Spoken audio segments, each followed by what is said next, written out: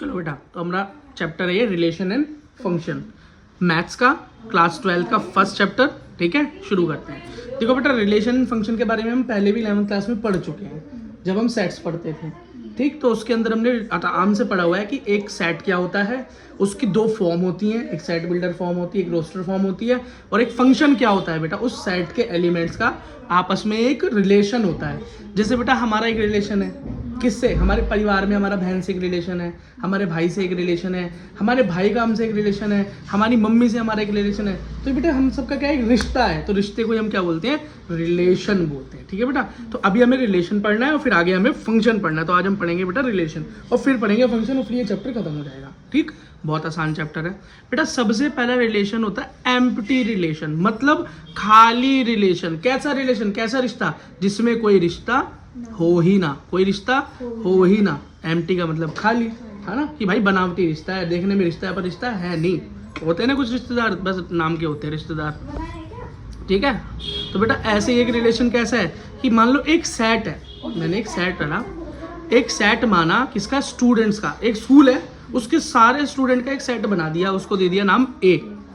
ठीक है, अब इसका एक रिलेशन बनाया, उन सभी स्टूडेंट्स के बीच में क्या बनाया, एक रिलेशन बनाया। क्या रिलेशन बनाया, रिलेशन ये बनाया कि कोई स्टूडेंट ए है और कोई स्टूडेंट बी है, उन दोनों के बीच में जो एज का डिफरेंस है ना, वो कितना है, वो 100 साल से ज्यादा है। कितना, 100 साल से ज्यादा। कैसा हो सकता है बेटा, मैं नर्सरी के बच्चे से और 12th क्लास के बच्चे तक का भी कंपैरिजन करूं तो उन दोनों की उम्र के बीच में 100 साल का अंतर नहीं हो सकता। नहीं आएगा। तो ये रिलेशन कभी भी स्टेब्लिश हो ही नहीं सकता, हो ही नहीं सकता। तो ये क्या हो गया बेटा, एक एम्प्टी रिलेशन हो गया। आपके एनसीईआरटी में बेटा इसकी जगह दे रखा है एक बॉयज स्कूल है। क्या, एक बॉयज स्कूल है, उसमें सारे स्टूडेंट्स का एक सेट बनाया, मतलब सारे बॉयज का सेट बनाया, लेकिन रिलेशन कैसे बनाया कि A is the sister of B या B is the sister of A, और ये कभी भी नहीं हो सकता, ये कभी भी नहीं हो सकता। नेक्स्ट सेट है हमारा यूनिवर्सल सेट। यूनिवर्सल सेट मतलब जो हमेशा ही बनेगा बनेगा, वासुदेव कुटुंबकम वाला रिलेशन है ये, मतलब ये रिलेशन हमेशा एस्टेब्लिश होगा ही होगा, कब हमेशा होगा ही होगा। ठीक, जैसे कि इसको अगर वैसे डेफिनेशन जो लिखी हुई है ना बेटा, डेफिनेशन कभी लिखने को तो आती नहीं है ना, एग्जाम में कभी आएंगी, सिर्फ ये समझाने का एक तरीका है, हमने आपको और आसान तरीके से समझा दिया। एक बार पढ़ भी लेते हैं।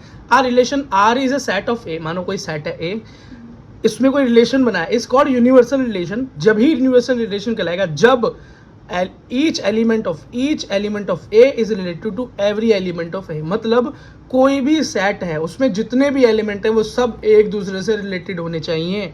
जैसे एक एग्जांपल लेते हैं, फिर समझ में आएगा। ठीक, मानो A is the set of all student in class, वही पहला वाला एग्जांपल कि ए क्या है, एक सेट है जिसके अंदर सारे स्टूडेंट है, क्लास के क्या है, सारे स्टूडेंट हैं। ठीक, नेक्स्ट रिलेशन मैंने बनाया कि ए और बी दोनों जो स्टूडेंट है उन दोनों के बीच में रिलेशन क्या बनाया, ये बनाया कोई भी दो स्टूडेंट के बीच में रिलेशन कि डिफरेंट बिटवीन देयर एज, ए और बी की एज में जो डिफरेंस होगा क्या होगा, लेस देन 100 ईयर्स, 100 साल से कम होगा। और ये हर जगह वैलिड है, 100 साल से तो सबका ही कम होगा। 100 साल से कितना कम होगा, 2 भी कम हो सकता है, 3 भी कम हो सकता है, 20 भी कम हो सकता है ना। तो ये बेटा क्या है, एक यूनिवर्सल सेट है, क्योंकि ये सबके साथ क्या हो रहा है, वैलिड हो रहा है, सबके साथ बेटा ये वैलिड हो रहा है। नेक्स्ट देखो बेटा, नेक्स्ट है हमारा ये ट्राइवियल रिलेशन। क्या चीज़ है भाई, कुछ भी नहीं है। ट्राइवियल का मतलब होता है जिसकी इंपॉर्टेंस थोड़ी सी कम हो, क्या हो, लेस इंपॉर्टेंट। इसको मैं क्या लिख देता हूँ यहाँ पे, लेस इंपॉर्टेंट, जिसकी इंपॉर्टेंस थोड़ी कम हो। मतलब एम्प्टी सेट और यूनिवर्सल सेट को हम ट्राइवल रिलेशन भी, वो सेट बोल रहा हूँ, empty relation and universal relation को हम ट्राइवल रिलेशन भी बोल देते हैं। क्यों, क्योंकि हम कहते हैं कि भैया इनकी वैल्यू इतनी ज़्यादा नहीं है। क्यों, क्योंकि ये दो ही तरह की रिलेशन बता सकते हैं हमें, या तो सब कुछ एक दूसरे से रिलेटेड होगा या कोई भी एक दूसरे से रिलेटेड नहीं होगा। बीच का कोई ऑप्शन है ही नहीं इनके पास, सिर्फ दो ही हैं, या तो आर पार या कुछ नहीं, या तो सब कुछ या कुछ नहीं वाला सीन है। तो यहाँ पर ये क्या है, ये बेटा लेस इंपॉर्टेंट है, तो इसकी जगह पे हमने कुछ और भी लिया होगा। हाँ, हम कुछ और लेने लगे हैं आजकल। ठीक है, अगला देखो, पहला क्या लेने लगे हैं, उसमें से सबसे पहला रिफ्लेक्सिव रिलेशंस। क्या, रिफ्लेक्सिव रिलेशंस, ये कैसे रिलेशन होते हैं, R relation R in a set A, मानो कोई सेट है ए, उसमें कोई रिलेशन हमने बनाया, वो कैसा होगा, वो ऐसा होगा कि उसका कोई एक एलिमेंट उसके सेम एलिमेंट से ही क्या होगा, रिलेट होगा, बराबर होगा या आमने सामने होगा। वैसे रिफ्लेक्शन का मतलब क्या होता है? सर शीशे में जब हम अपने आप को देखते हैं शीशे में, तो कौन दिखाई देता है? हम ही देखते हैं तो हम अपने आप को खुद ही तो देखते हैं ना। या शीशे में हम देखते हैं तो हमें वो दिखाई देती है, वो कोई दूसरी हीरोइन दिखाई देती है ना। कई लोगों को दिखाई देता है, अरे मैं तो हीरो की तरह लग रहा हूँ, लेकिन ऐसा है नहीं। हम तो वही दिखाई देता है जो हम हैं, तो हमें अपना ही रिफ्लेक्शन दिखाई देता है। वहाँ पे क्या दिखाई देता है? रिफ्लेक्शन। तो ये मान, तो रिलेशन क्या है? मेरा मुझसे ही रिलेशन हो रहा है उस शीशे को देखते हुए उस टाइम पे। तो वही एक रिफ्लेक्सिव रिलेशन है जो खुद के साथ ही होता है, एक एलिमेंट का खुद के साथ ही होता है। एक एग्जांपल ले लेते हैं, जैसे मान लो सेट ए है, क्या है उसमें? एलिमेंट 1 2 और 3। उसमें एक रिलेशन मैंने बना दिया, ये रिलेशन है 1 2 2 3 3 1 2 1 1 3 1 1 2 2 3 3। अब इसके अंदर ये रिफ्लेक्सिव है या नहीं, ये देखने का क्या तरीका है? बेटा हमने बोला था जो भी एलिमेंट हो रिफ्लेक्सिव होने के लिए क्या चाहिए कि उसका खुद से ही एक रिलेशन होना चाहिए। मतलब एक का एक से हो, दो का दो से हो, तीन का तीन से हो। अगर ये मुझे रिलेशन में दिख जाए तो काम हो जाए। और दिख रहा है, देखो एक का एक से, दो का दो से और तीन का तीन से दिखाई दे रहा है, इसलिए मैं इसे कह सकता हूँ ये एक रिफ्लेक्सिव रिलेशन है। ठीक है, ओके। नेक्स्ट एक और क्वेश्चन देखते हैं। बेटा यहाँ पर उसी सेट को लेकर 1 2 3 एलिमेंट को लेकर एक और रिलेशन बनाया। क्या बनाया?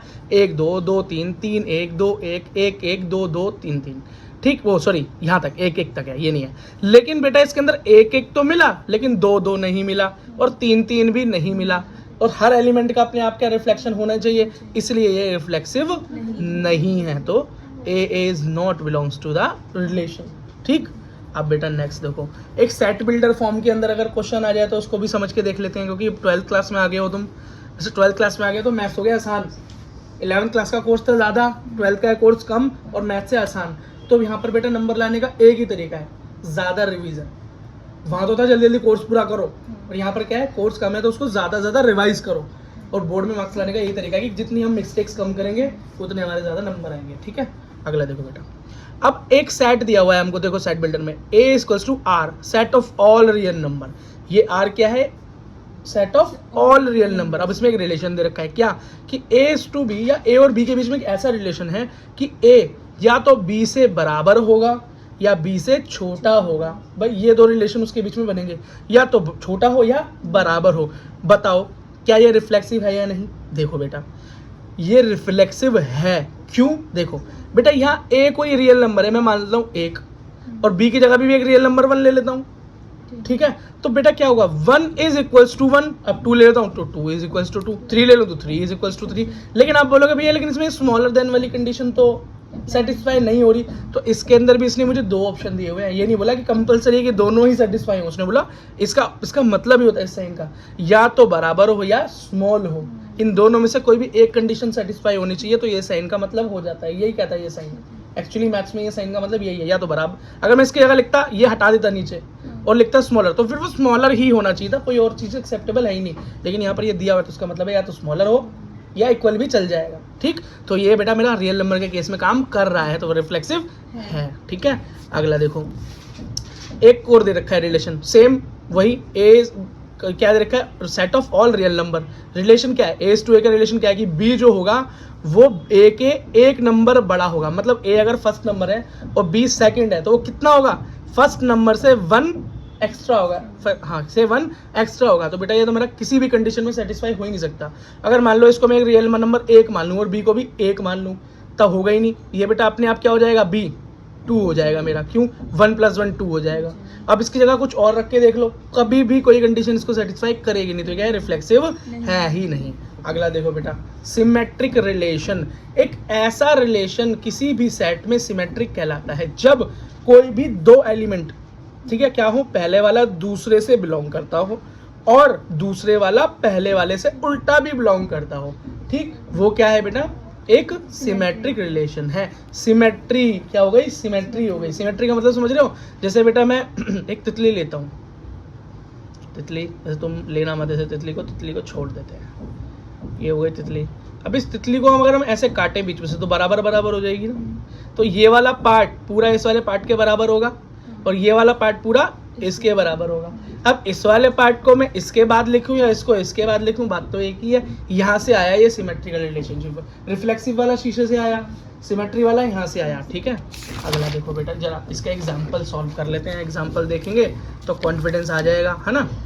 अगला देखो, एक क्वेश्चन दे रखा है, वही एक साइड दे रखा है एलिमेंट 1 2 3 और उसका एक रिलेशन बनाकर दे रखा है बड़ा। पहले ही रिलेशन क्या है, 1 2 2 3 1 3 2 1 3 1 3 2 3 3। इसने बोला ये सिमेट्रिक है या नहीं है, तो बेटा सिमेट्रिकल के लिए मुझे सीधी सीधी बात पता है कि 1 2 से रिलेट हो तो 2 1 से भी रिलेट होना चाहिए। अगर 1 2 है तो 2 1 भी मुझे दिखना चाहिए वहाँ पे। अगर ऐसा हो जाए तो मेरा काम हो जाए। तो मैंने लिख रखा है कि ए बी हो तो बी ए होना चाहिए, तो सिमेट्रिकल हो जाएगा, ठीक। तो एक सिमेट्रिकल रिलेशनशिप है, क्यों, खुद देखो 1 2 भी दिखाई दे रहा है और 2 1 भी दिखाई दे रहा है, 1 3 भी दिखाई दे रहा है तो 3 1 भी दिखाई दे रहा है, 2 3 दिखाई दे रहा है तो 3 2 भी दिखाई दे रहा है। और बेटा हर एलिमेंट का क्या दिख रहा है, सिमेट्रिकल दिखाई दे रहा है और इसलिए सिमेट्रिक है। नेक्स्ट देखो, एक थोड़ा सा बेटा सेट बिल्डर फॉर्म में नहीं नॉर्मल फॉर्म में एक रिलेशन अगला दे दिया 1 2 2 3 1 3 2 1। अब ये बोल रहा है चेक करो, तो बेटा इसके अंदर देखो मुझे 1 2 तो दिखा, फिर 2 1 भी दिखा, चलो जी पहला काम हो गया। फिर 2 3 दिखा तो 3 2 दिखा ही नहीं। जो भी होना चाहिए ये उसका अपोजिट भी इस रिलेशन में मिलना चाहिए, मुझे नहीं मिला। यहाँ 1 3 तो मिला लेकिन 3 1 नहीं मिला। तो बेटा पहली कंडीशन तो सेटिस्फाई हो गई लेकिन बाद की कंडीशन सेटिस्फाई नहीं हुई, इसलिए इज नॉट सिमेट्रिकल। एक क्वेश्चन और देखते हैं। ए क्या है, z के बराबर है, मतलब ऑल इंटीजर्स के बराबर है। ए क्या है, सेट ऑफ ऑल इंटीजर, सारे इंटीजर इंक्लूड हो गए इसके अंदर, ठीक। अच्छा इंटीजर क्या है, -b 0b 1b सब पॉजिटिव भी, ठीक। तो रिलेशन क्या दिया, एक्स और वाई, मतलब पहला एक रिलेशन सॉरी पहला एक इंटीजर दूसरा एक इंटीजर। कैसा होगा कि पहले वाले को दूसरे से माइनस करूं तो आंसर जो है वो भी एक इंटीजर ही हो। कितना आसान है बेटा। किसी भी नंबर को आपस में तुम काटोगे तो जो भी नंबर आएगा, चाहे पॉजिटिव आए चाहे नेगेटिव आए चाहे प्लस आए, वो एक इंटीजर तो होगा ही होगा इन दी एंड। तो ये रिलेशनशिप तो मेरा पक्का काम कर जाएगा, ठीक है। चेक करो, जैसे कि अगर मैं खुद देखो इस कंडीशन के हिसाब से अगर मैं पहला नंबर 1 ले लूं और दूसरा ले लूं 2, दोनों को काटूं तो आंसर क्या आया, -1, जो कि एक इंटीजर है। इसका ठीक उल्टा ले लेते हैं, सिमेट्री में उल्टा ही तो लेते हैं, तो 2 1 ले लिया। तो पहले 2 में से 1 माइनस किया तो आंसर आया 1, जो वो भी एक इंटीजर है, चाहे -1 हो चाहे +1 वो भी एक इंटीजर है। तो बेटा ये दोनों कंडीशन मुझे बताती हैं yes is a symmetrical relationship. समझ में आ गया, ठीक है बेटा। अगला देखो, अगला है बेटा ट्रांजिटिव रिलेशन। क्या है, ट्रांजिटिव रिलेशन। ये ट्रांजिटिव रिलेशन क्या है, बहुत आसान है बेटा। देखो बस एक स्टेप और आगे बढ़ गए हैं। ट्रांजिटिव का मतलब होता है ट्रांजिशन करना, आगे बढ़ना। क्या, आगे बढ़ना। आज तक अभी तक हम क्या पढ़ रहे थे, A B X Y, 2 elements के आगे पीछे घूम रहे थे। अब यहाँ पर हम तीसरे एलिमेंट की भी बात करेंगे। क्या हो गया हमारा, ट्रांजिटिव हो गया हमारा वो हो गया। पोकेमॉन में क्या होता था, वो विकास हो जाता था ना, क्या बोलते थे, ऐसे लेवल अप हो गया है, ठीक है। अब हम एक क्लास आगे चले गए, 12th में आ गए। देखो बेटा, तो इसमें क्या एक रिलेशन दे रखा है आर, किसमें, एक सेट ए में। अगर वो ट्रांजिटिव कब होगा कि उसका A1 एलिमेंट A2 से रिलेट कर रहा होगा और A2 जो होगा वो A3 से रिलेट कर रहा होगा। तो बेटा याद रखना जो A3 है वो इस A1 से भी रिलेट कर रहा होगा। जब ये कंडीशन सेटिस्फाई हो जाए तब मान लेना वो रिलेशन कैसी हो गई, ट्रांजिटिव हो गई। अगर नहीं हो तो वो रिलेशन ट्रांजिटिव नहीं होगी। ये मेन हमारी कंडीशन है। एग्जाम्पल देख लेते हैं भाई। एग्जाम्पल क्या है, एक सेट दे रखा है 1 2 3 4 5 6, ठीक। अब उसमें रिलेशन क्या दे रखा है, एक्स और वाई ऐसा है कि Y is divisible by X, कि वाई जो भी होगा, मतलब जो सेकंड नंबर है वो हमेशा फर्स्ट नंबर से क्या होगा, डिविजिबल होगा, हमेशा एक दूसरे नंबर से डिविजिबल होगा, ठीक। अब ट्रांजिटिव के लिए मुझे क्या चाहिए कि ए और बी हो, तो बी और सी हो, तो ए और सी होना चाहिए, पहला वाला इसके रिलेट होना चाहिए, ठीक। अब मैं कोई भी एक ऐसा नंबर लेता हूं इनके अंदर से, बेटा इस सेट में से कोई ऐसे नंबर लेता हूं जो कि इस कंडीशन को सेटिस्फाई कर दें। क्या, कि पहला नंबर ऐसा लूं क्योंकि वो दूसरे नंबर को डिवाइड कर दे, जानबूझ के ऐसा नंबर लूंगा, ठीक है। इतना तो दिमाग लगाना पड़ेगा ना। तो पहला नंबर लिया 1 और दूसरा ले लिया 2, तो मुझे पता है कि 1 भैया 2 को डिवाइड कर देगा, तो पहली कंडीशन ओके हो गई, A1 A2 हो गया। अगला, अब मैं किसका करूंगा, इसका नेक्स्ट वाला। तो उसका नेक्स्ट कौन सा नंबर लूं मैं, अगर ये मेरा 2 है तो ये तो मेरा सेम रखना पड़ेगा, तो मैं 4 लूंगा, 4 ही डिवाइड हो सकता है, तो यहाँ भी मेरा काम हो गया। लेकिन अब मैं फंस गया, अब मुझे इसी में से आंसर देना है। अब मुझे क्या लिखना है, 1 और 4, तो 1 और 4 मतलब 1 डिवाइड करेगा 4 को, और ये भी कंडीशन ठीक है, हाँ भाई 1 तो 4 को भी डिवाइड कर सकता है, yes is a transitive relationship. बस खत्म। अगला देखो, एक क्वेश्चन और देख लेते हैं भाई, है ना। अच्छा, एक क्वेश्चन क्या है, एक रिलेशन दे रखा है x और y, क्या दे रखा है x और y, x is exactly 7 centimetre taller than y, x हमेशा y से 7 सेंटीमीटर क्या होगा, टॉल होगा, बड़ा होगा, लंबा होगा, ठीक है। चलो ठीक है भाई। अच्छा, तो मैं मान लेता हूँ भाई, पहली वाली कंडीशन लिख लेता हूँ कि x और y में रिलेशन ये है कि x is 7 centimetre taller than y। अब मैं कोई z ले लेता हूँ, मुझे तीसरा एलिमेंट तो चाहिए, तो अगला z ही हो सकता है, तो मैं मान लेता हूँ y is 7 centimetre taller than z। अब बेटा कंडीशन मेरी क्या होनी चाहिए कि x और z भी ऐसे ही रिलेट होने चाहिए। क्या होना चाहिए कि x z में रिलेशन ये होना चाहिए कि क्या होना चाहिए, बोलो, x is 7 centimetre taller than z, पर ये ऐसा है ही नहीं। अब देखो कैसे, बेटा x और y के बीच में डिस्टेंस वो कितना डिफरेंस है हाइट का, 7 सेंटीमीटर। x 7 सेंटीमीटर लंबा है ना, और जो y है वो z से भी 7 सेंटीमीटर लंबा है, मतलब x जो है y से भी लंबा है और y z से भी लंबा है, तो x तो बेटा इन दो z से बहुत लंबा होने वाला है, मतलब एक 7 ये और एक 7 ये, 7 7 14 सेंटीमीटर लंबा है, और होना चाहिए था 7, तो काम नहीं बना, तो ये एक ट्रांजिटिव रिलेशन नहीं हुआ, ठीक है बेटा। अब बेटा एक और देखो, इक्विवेलेंस रिलेशन, ये क्या होता है बेटा, इक्विवेलेंस रिलेशन उस रिलेशन को बोलते हैं जब बेटा हमारा रिलेशन रिफ्लेक्सिव भी हो, सिमेट्रिक भी हो और ट्रांजिटिव भी हो।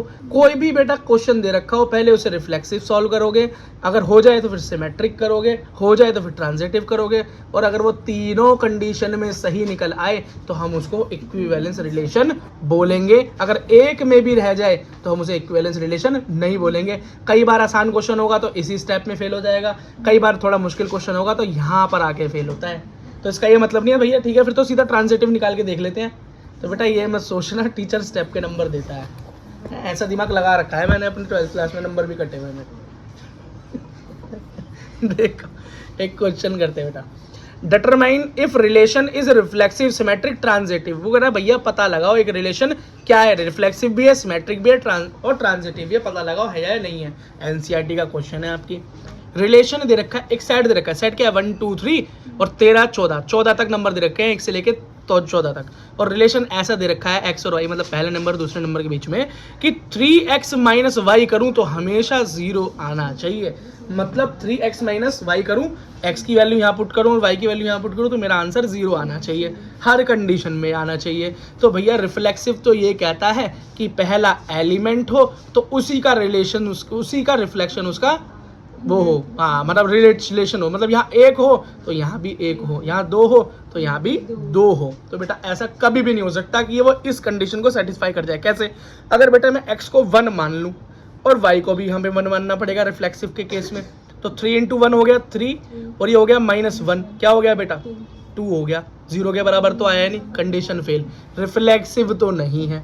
सिमेट्रिक में चेक करते हैं, तो भाई सिमेट्रिक को याद करो, फर्स्ट एलिमेंट सेकंड से रिलेट और सेकंड फर्स्ट से, मतलब उल्टा हो जाए, ठीक, सेम, मतलब एक दूसरे क्या है सिमेट्री दिखाई दे, है ना। तो बेटा खुद देखो, मैं इसके अंदर कुछ रख कर देख लेता हूँ, कुछ 0 बनाकर देख लेता हूँ कि ऐसा क्या क्या रख दूँ कि 0 आ जाए। अगर मैं x की जगह पर 1 ले लूँ, है ना, और कहीं से नहीं ले रहा, इसी में से लेना है, बाहर से कुछ नहीं लेना, और y की जगह पे 3 ले लूँ, क्या ले लूँ, इसकी जगह पे 1 ले लूँ और इसकी जगह पे 3 ले लूँ, तो क्या होगा 3 × 1 = 3 -3 बराबर 0, काम तो हो गया। वाह, अब तो मेरा क्वेश्चन होने वाला है। लेकिन बेटा याद रखना सिमेट्री में कि 1 3 होगा तो 3 1 भी होना चाहिए। तो अब मेरे को यहाँ पर क्या रखना पड़ेगा, 1 3 रखा था, अब 3 और 1 रखना पड़ेगा। अब 3 यहाँ रखूंगा तो 3 3 जा 9 हो जाएगा और -1 और वो आ जाएगा 8, जो कि 0 के बराबर नहीं है। सिमेट्री की कंडीशन भी फेल हो गई, 3:1 हमें मिला ही नहीं, तो नॉट सिमेट्रिकल। अब ट्रांजिटिव से ही कोई उम्मीद है ये हो जाए तो ठीक है, इसका मतलब